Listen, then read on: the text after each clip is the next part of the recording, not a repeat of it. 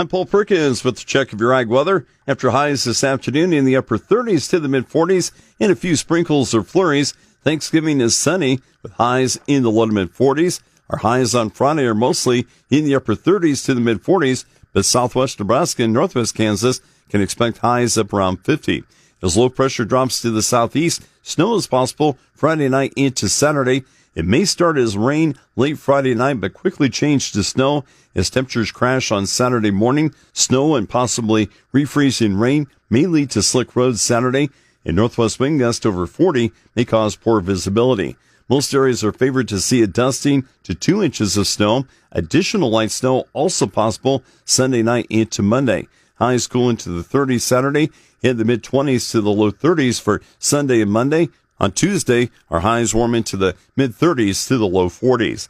Long-term forecast calls for Nebraska and Kansas temperatures to be colder than normal the early half of next week before it turns more seasonal or near normal for temperatures late next week through December 9th.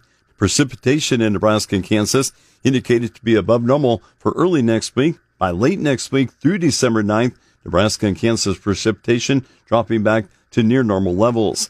Due to the Thanksgiving holiday, the regional drought monitor was released a day early. Nebraska continues to decline with an 11 percentage point drop to 34% drought free.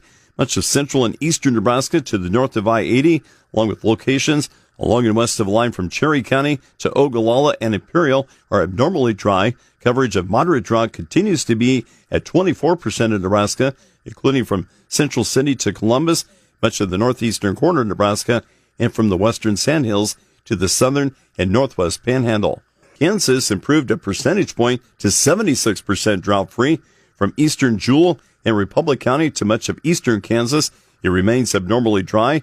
Coverage of moderate drought dropped 4 percentage points to only 6% in Kansas, which includes western Republic, northern Clay, and northeastern Potawatomi counties, and many far eastern areas from Jefferson to Bourbon County. Key weather factors driving the markets include a big storm this weekend, followed by Arctic air in the U.S. and slightly drier conditions for Argentina and southern Brazil. A new Pacific storm arrives in the northwest U.S. tomorrow. The storm tracks across the central and southern plains early this weekend before turning northeastward towards the Great Lakes.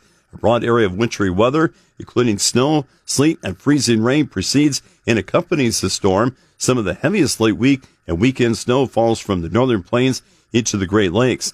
Cold air trailing the storm results in the first widespread outbreak of sub-zero temperatures early next week across the northern plains and upper Midwest.